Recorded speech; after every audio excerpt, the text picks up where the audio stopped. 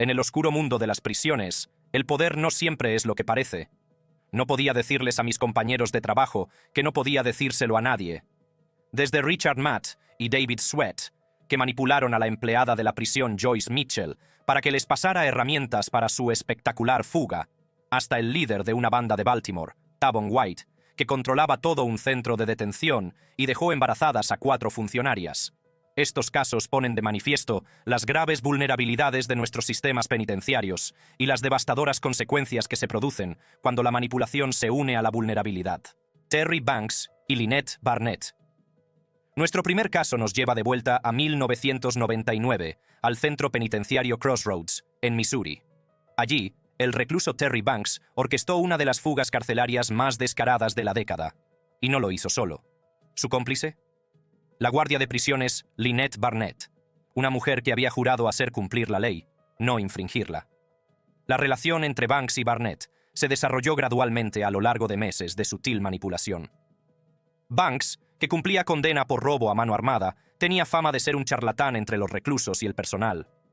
Lo que comenzó como conversaciones aparentemente inocentes durante los turnos de Barnett se convirtió en algo mucho más inapropiado y peligroso. Según los investigadores, Banks identificó metódicamente los puntos débiles de la vida personal de Barnett. Ella estaba pasando por un divorcio difícil, se sentía poco valorada en el trabajo y tenía problemas económicos, factores que Banks supuestamente explotó para ganarse su confianza y, finalmente, su devoción. Cuando pusieron en marcha su plan, Barnett ya estaba completamente atrapada en la red de manipulación de Banks. Introdujo de contrabando un documento de identidad falso y un uniforme de guardia para Banks, herramientas esenciales para su plan de fuga.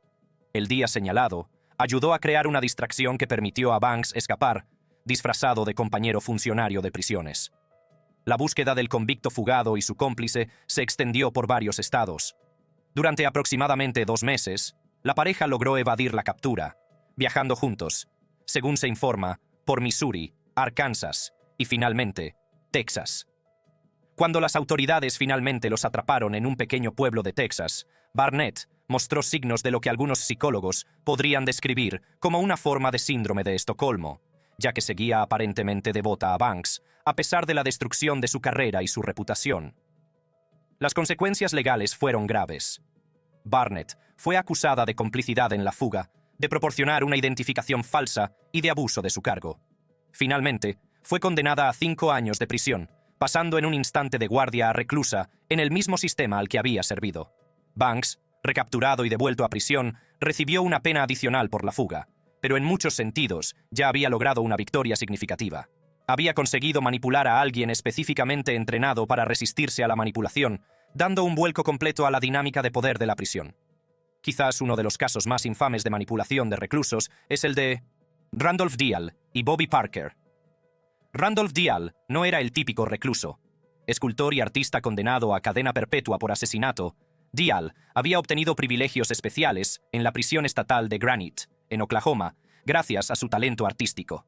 Trabajaba en un programa de alfarería de la prisión dirigido por Bobby Parker, la esposa del subdirector, que vivía con su marido y sus 2 hijas en una casa situada en el recinto de la prisión. En 1994, Dial se fugó de la prisión, pero no lo hizo solo. Bobby Parker desapareció con él, dejando atrás a su marido y a sus hijas pequeñas. Lo que siguió se convertiría en uno de los misterios más desconcertantes de la historia de las fugas carcelarias. Durante casi 11 años, Dial y Parker vivieron juntos, asumiendo nuevas identidades como pareja casada. Se instalaron en el este de Texas, donde trabajaban en una granja avícola. Vivían en una casa móvil y llevaban una vida muy aislada. Su desaparición se convirtió en un caso sin resolver, y las autoridades no sabían si Parker era una víctima o una cómplice. Me recibieron 3 agentes de policía con equipo antidisturbios. El caso se resolvió en abril de 2005, cuando una pista anónima a America's Most Wanted llevó a las autoridades a la granja avícola de Texas. Deal fue detenido, y Parker fue finalmente separada de su presunto captor después de más de una década. Lo que sucedió a continuación añadió más complejidad a un caso ya de por sí confuso. Randy Parker, que seguía trabajando para el Departamento Correccional de Oklahoma, condujo toda la noche para reunirse con su esposa. Según ambos relatos, él la abrazó inmediatamente, con una aceptación incondicional. Era una mezcla de tantas emociones diferentes, ya sabes, el miedo, la expectación, pero al mismo tiempo el miedo a emocionarse, ya sabes, al ver a su marido y a su familia, porque, ¿y si ya no la querían? Y finalmente llegó el momento. Después de más de una década, marido y mujer se reunieron en el vestíbulo de un hotel. Simplemente me acerqué a ella, la abracé y le dije que ahora todo iba a ir bien. Pero la historia estaba lejos de terminar. Dial, en entrevistas concedidas antes de su muerte en 2007, afirmó que Parker se había ido con él por voluntad propia y que había permanecido con él voluntariamente durante todos esos años. Parker, sin embargo, mantuvo que era víctima de un secuestro y que había vivido con miedo constante. Afirmó que Dial había amenazado con hacer daño a su familia si intentaba escapar o revelar su verdadera identidad.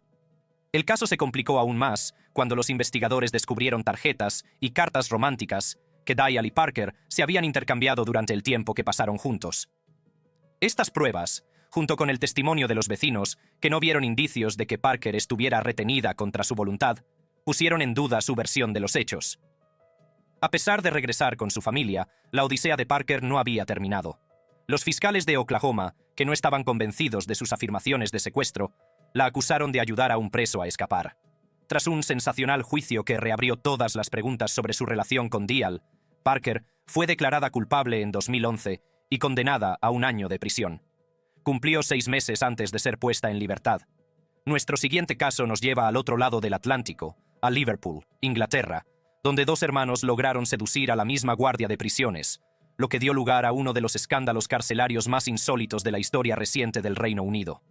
Aaron y Hayden Whittaker, con Lucy Thornton. En 2019, en la prisión HMP Altcourse de Liverpool, la funcionaria de prisiones Lucy Thornton se vio envuelta en una relación compleja y totalmente inapropiada con no uno, sino 2 reclusos, los hermanos Aaron y Hayden Whittaker.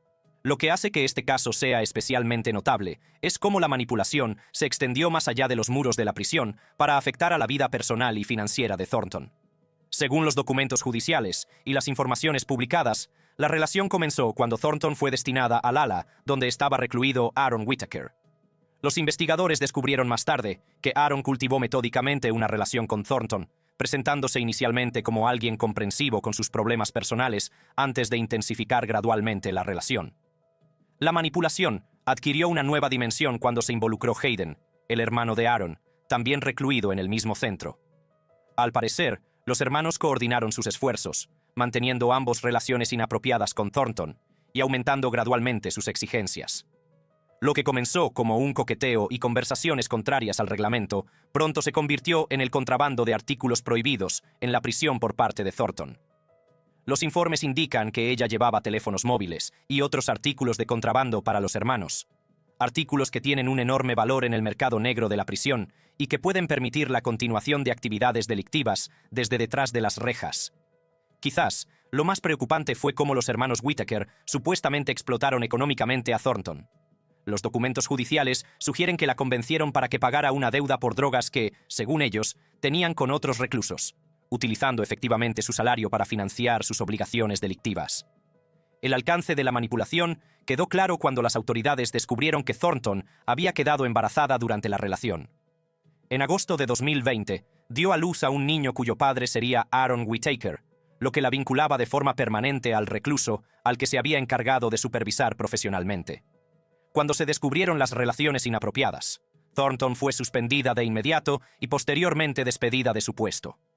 Se presentaron cargos penales y, en un tribunal de Liverpool, se declaró culpable de conducta indebida en un cargo público, un delito grave que refleja el abuso de la confianza pública que implicaban sus actos.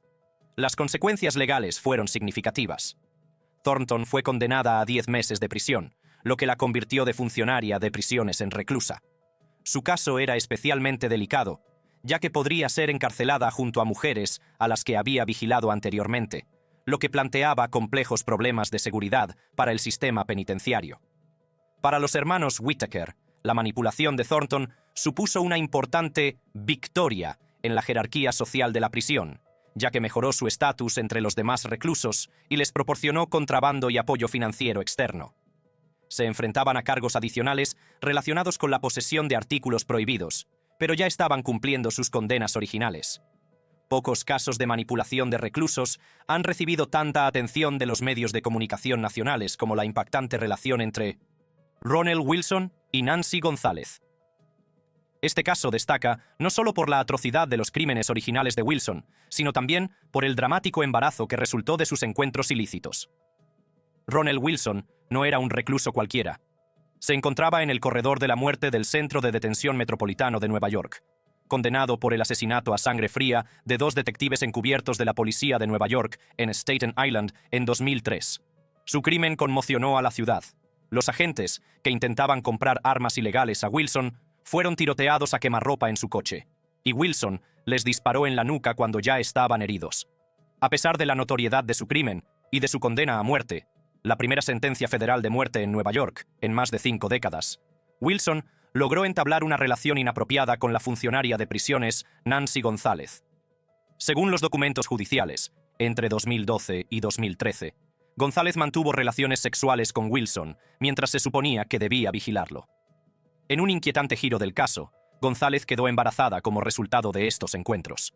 Los fiscales revelaron más tarde conversaciones telefónicas interceptadas en las que González admitía haber mantenido relaciones sexuales con Wilson, sugiriendo que creía que él merecía tener un hijo antes de su ejecución.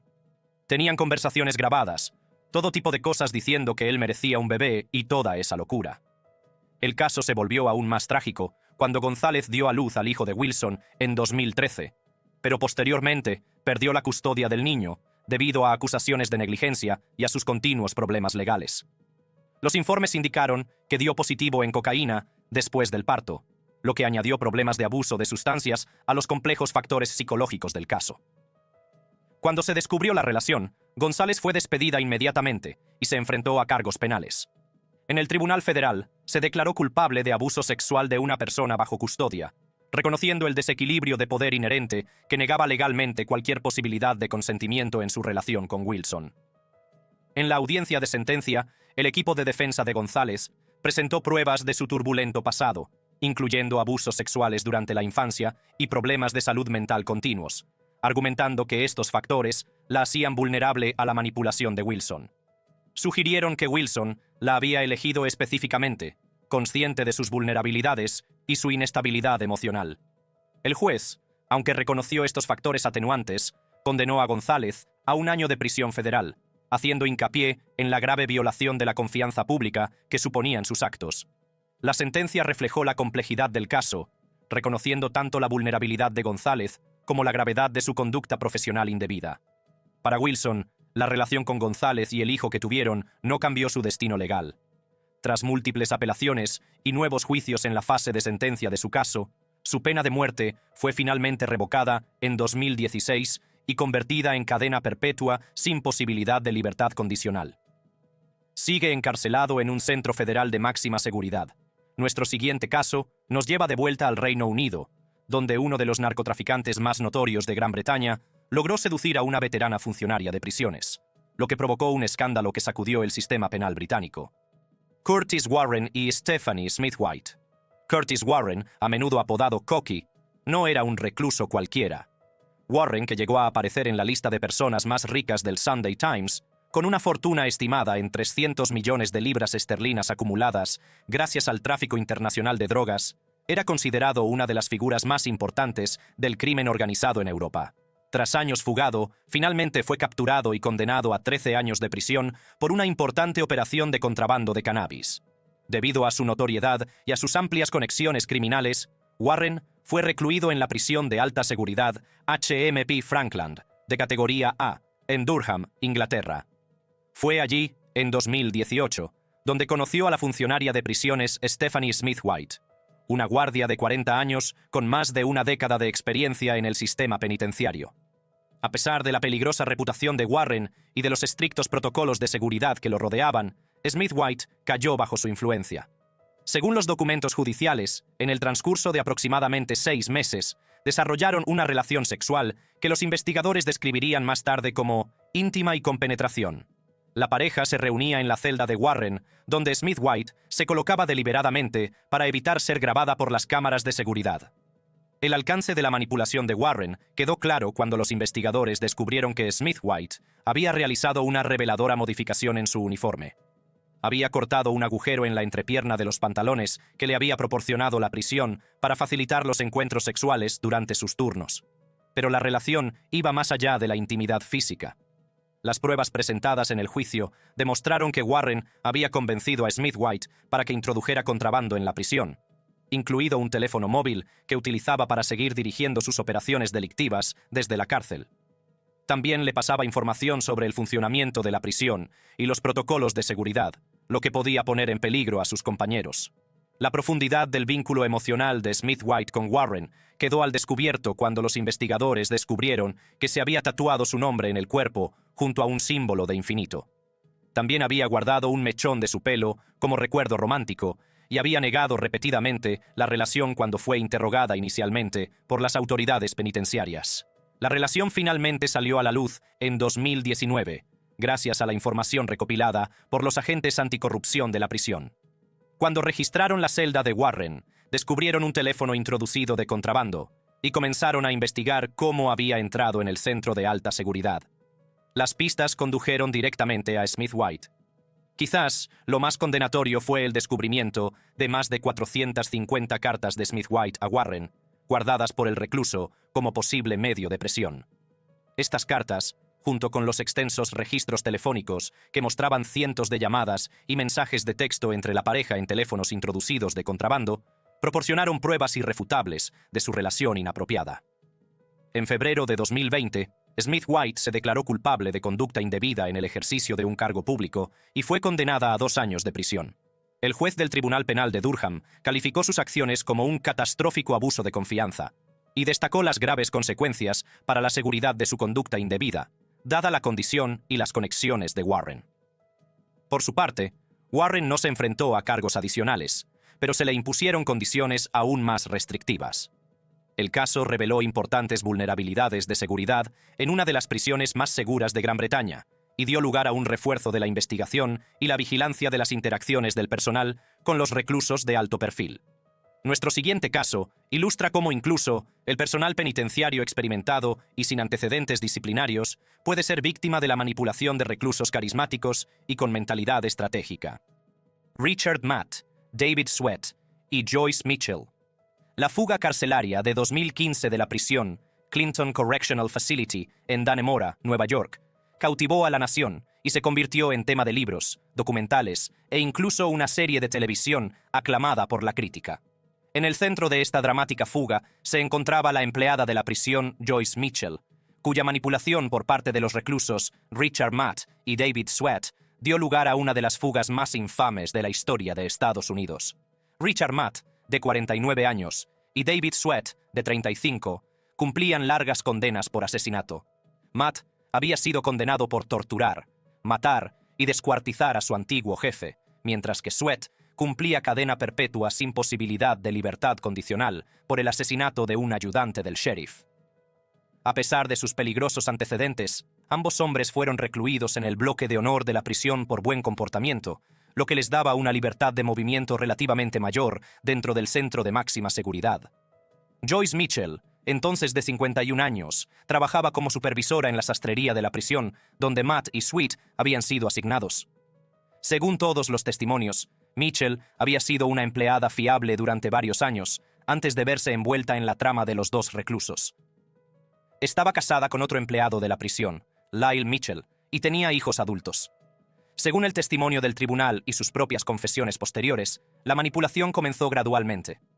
Richard Matt, descrito por muchos como carismático y artístico, comenzó a regalarle a Mitchell cuadros que había pintado y a hacerle cumplidos. Lo que comenzó como un coqueteo se convirtió poco a poco en una relación sexual, principalmente con Matt, aunque más tarde se discutiría la naturaleza exacta de su relación con Sweat. El señor, Matt quería que le diera a mi marido unas pastillas para dejarlo inconsciente. Llamaron a su marido el fallo. El fallo, es decir, él era el fallo del plan. Con el tiempo, Matt y Sweat convencieron a Mitchell para que introdujera herramientas en la prisión, hojas de sierra, brocas y cinceles, que utilizaron para cortar las paredes de acero de sus celdas y acceder a una pasarela detrás del bloque de celdas. Noche tras noche se abrieron camino a través de la infraestructura de la prisión, hasta que finalmente cortaron una tubería de vapor que conducía al exterior de los muros de la prisión. Pero el plan de los reclusos iba más allá de la fuga física. Manipularon a Mitchell para que aceptara ser su conductora, convenciéndola de que preparara suministros, incluyendo equipo de acampada, ropa y dinero. Lo más inquietante es que la persuadieron para que consiguiera pastillas para dormir con las que drogara a su marido la noche de la fuga, con la intención inicial de matarlo. Sabía que estaba tan metida en ello que tenía que seguir adelante. Así que cuando el señor Matt me trajo las pastillas, las guardé en mi cajón del trabajo. Me las llevé a casa y las tiré por el inodoro. El 6 de junio de 2015, Matt y Sweat escaparon a través de la tubería de vapor cortada y salieron por una alcantarilla fuera de los muros de la prisión. Según el plan, Mitchell debía reunirse con ellos en un vehículo a aproximadamente 1 milla de la prisión. Sin embargo, en lo que más tarde describió como un momento de lucidez y pánico, Mitchell no apareció y, en su lugar, ingresó en un hospital por ansiedad y dolores en el pecho. Se suponía que debía llevar una escopeta. Él quería cortarla, ¿verdad? Sí, tenías una escopeta. Tenemos una escopeta, pero no tenía intención de llevarla. Sin transporte, Matt y Sweat se vieron obligados a huir a pie por los escarpados bosques del norte del estado de Nueva York, lo que desencadenó una persecución a gran escala en la que participaron más de 1.300 agentes de las fuerzas del orden. La búsqueda duró 3 semanas, costó unos $23 millones y mantuvo a la región en un estado de gran tensión. La persecución terminó el 26 de junio, cuando Richard Matt fue avistado por las fuerzas del orden cerca de la ciudad de Malone, Nueva York. Tras negarse a rendirse, fue abatido a tiros. 2 días después, David Sweat fue abatido y capturado a menos de 2 millas de la frontera canadiense, poniendo fin al drama de la fuga. Joyce Mitchell se convirtió rápidamente en el centro de la investigación sobre cómo había sido posible la fuga. Al principio, intentó restar importancia a su papel, pero finalmente se declaró culpable de facilitar contrabando y ayuda a un delincuente. En la vista para dictar sentencia, expresó su arrepentimiento y afirmó que Matt la había manipulado mediante una combinación de coqueteo, miedo y control emocional. En septiembre de 2015, Mitchell fue condenada a entre 2 años y medio y 7 años de prisión. Finalmente, cumplió aproximadamente 4 años antes de salir en libertad condicional en febrero de 2020. Su marido, a pesar del intento de asesinato, inicialmente se mantuvo a su lado, aunque los informes indican que más tarde se separaron. Este caso ilustra las consecuencias extremas que puede tener el hecho de que el personal penitenciario sucumba a la manipulación de los reclusos, no solo para ellos mismos, sino también para sus familias, el sistema penitenciario y la comunidad en general. También pone de relieve cómo la manipulación emocional y sexual puede utilizarse para alcanzar objetivos concretos, como la fuga de la prisión, y cómo los manipuladores descartan a sus víctimas una vez que éstas han dejado de serles útiles. La siguiente historia de John Maynard y Toby Dorr demuestra cómo la manipulación de los reclusos puede dirigirse no solo a los funcionarios de prisiones tradicionales, sino también a los voluntarios y administradores de programas que trabajan dentro del sistema penitenciario. John Maynard y Toby Dorr. En 2004, Toby Young era una mujer casada de 47 años que nunca había tenido problemas con la ley. Tras recuperarse de un cáncer, decidió devolver algo a la sociedad fundando el programa Safe Harbor Prison Dog en el centro penitenciario de Lansing, en Kansas. El programa rescataba perros condenados a la eutanasia y los emparejaba con reclusos que los entrenaban y socializaban para darlos en adopción. Uno de los reclusos asignados al programa de Young era John Maynard, entonces de 27 años, que cumplía cadena perpetua por asesinato en primer grado, robo con agravantes y posesión de un arma de fuego en la comisión de un delito grave. Maynard había sido condenado por matar a un hombre durante el robo de un coche cuando solo tenía 17 años. Según relatos posteriores tanto de Dorr como de los investigadores, Maynard comenzó impresionando a Young con su ética de trabajo y su aparente dedicación al programa de perros. Era elocuente, imponente físicamente, con 1,88 metros de altura, y demostraba una habilidad genuina con los perros rescatados. Young, que atravesaba un periodo de infelicidad personal en su matrimonio y aún lidiaba con las secuelas emocionales de su batalla contra el cáncer, se sintió cada vez más atraída por la atención y la aparente comprensión de Maynard. Con el tiempo, su relación pasó de profesional a personal y luego a romántica, todo ello en secreto dentro del entorno carcelario.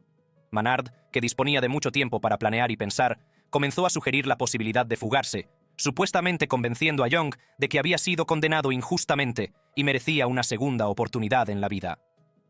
El 12 de febrero de 2006, la pareja llevó a cabo su fuga meticulosamente planeada. Young llegó a la prisión con una jaula para perros en su furgoneta, siguiendo el procedimiento habitual del programa canino. Sin embargo, esta vez, Maynard se había escondido dentro de la jaula, cubierto con mantas y rodeado de papeles para evitar ser detectado durante el registro superficial de los vehículos que salían de la prisión.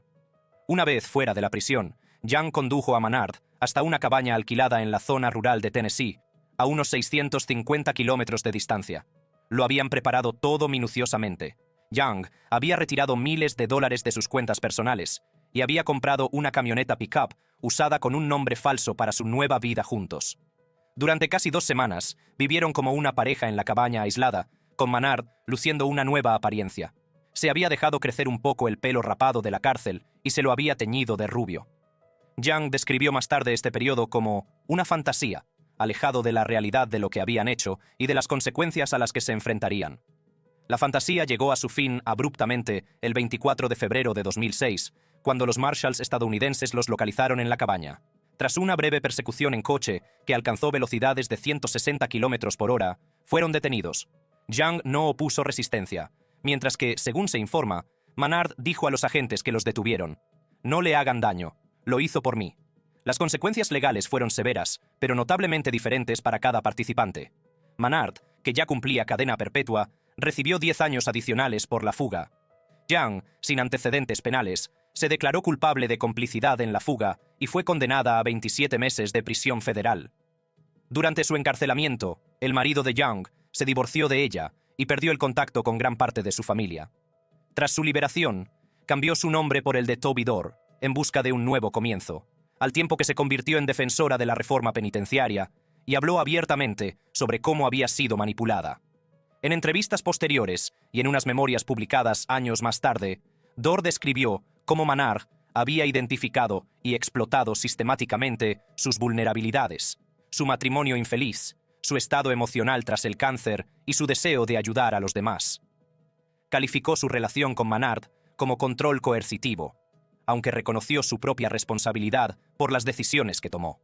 Lo que hace que este caso sea especialmente notable es que demuestra que la manipulación de los reclusos no se limita a los funcionarios de prisiones, sino que puede extenderse a cualquier persona que trabaje en el entorno penitenciario, incluidos los voluntarios y los administradores de programas, que pueden carecer de la formación oficial que reciben los funcionarios sobre las tácticas de manipulación de los reclusos. Nuestro último caso es quizás el ejemplo más amplio y sistemático de manipulación de reclusos de nuestra lista, ya que no solo involucra a un miembro del personal penitenciario, sino a toda una red de relaciones corruptas que comprometieron fundamentalmente a todo un centro penitenciario. Taban White, impregnando a los oficiales. Taban White no era un recluso cualquiera. Como líder de la famosa banda Black Guerrilla Family dentro del centro de detención de la ciudad de Baltimore, White ejercía un poder extraordinario dentro de las paredes del centro.